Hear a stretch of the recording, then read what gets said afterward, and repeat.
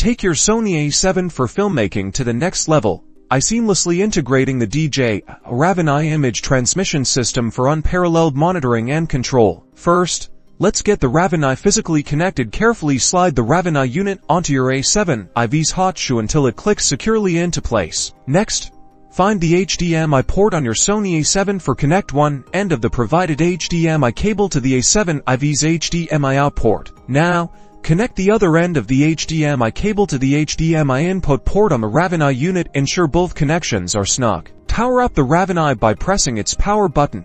You'll see the indicator light illuminate, signifying it's active. On your Sony A7 IV, navigate to the menu, look for the HDMI settings and ensure the HDMI output is enabled. Download and open the DJI Ronin app on your smartphone or tablet. Make sure Bluetooth is enabled on your device. In the Ronin app, you should see your RavenEye unit listed. Selected to initiate the connection. The app will now display a live feed from your A7 IV. Within the Ronin app, you gain powerful monitoring tools. Utilize features like waveform, zebras, and false color to precisely control your exposure and ensure perfect images. The true magic of RavenEye lies in its remote control capabilities. You can now adjust your A7 IV's ISO, aperture, and shutter speed directly from the Ronin app, giving you hands-free control over your camera settings. This integration is ideal for solo operators or when you need to make adjustments without physically touching your camera, allowing for smoother, more dynamic shots.